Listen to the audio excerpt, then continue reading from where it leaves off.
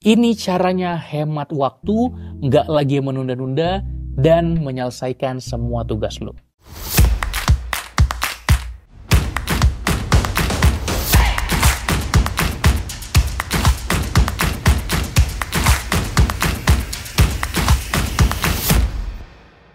Hai, kembali lagi di channel Pembelajar Produktif bareng gue Umar yang membahas pengembangan diri dan produktivitas.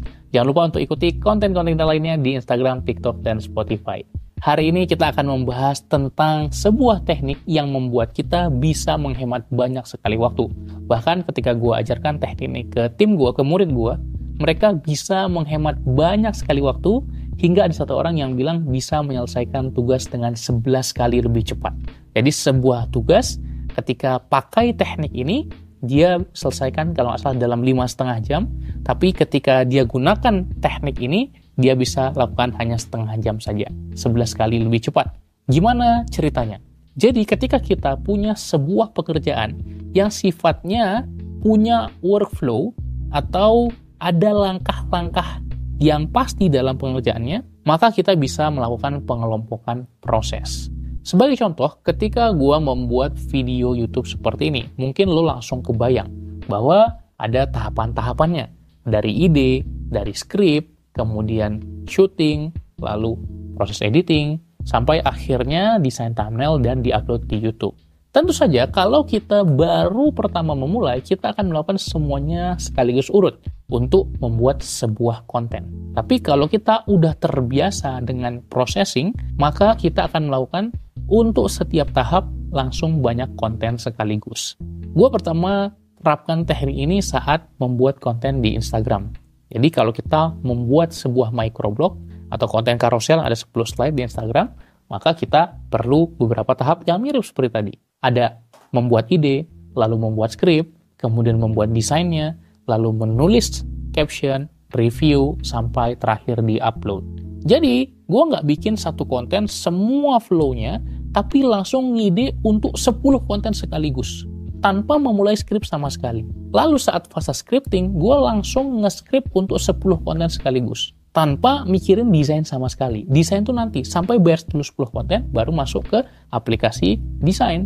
Gue ngedesain konten-konten gue di Instagram, hampir semua, 99% itu pakai PowerPoint. Ya udah, gue desain, baru masuk PowerPoint dan ngedit semuanya sekaligus. Lalu sama buat skripnya juga, nguploadnya juga. Jadi ketika kita membuat pemecahan langkah-langkah seperti ini, itu namanya kita membuat workflow. Dan ketika kita melakukan sekaligus satu tahapan untuk banyak konten, maka itu namanya batch process. Atau banyak yang nyebutnya dengan batching. Batch processing ini lebih efektif dan efisien daripada stream processing, yaitu bikin satu konten untuk idenya, lalu skripnya, lalu syutingnya, lalu edit, sampai beres, baru mulai dari awal satu konten lagi.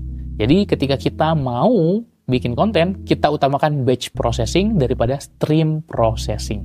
Syaratnya adalah kita udah bisa menggambar workflow apa aja langkah-langkah yang perlu dilakukan untuk membuat si konten tadi. Nah, ini nggak cuma berlaku pada pembuatan konten sosial media saja. Sebagai contoh, kerjaan gue salah satunya adalah membuat modul training. Nah, gue udah tahu tuh tahapan-tahapannya apa aja.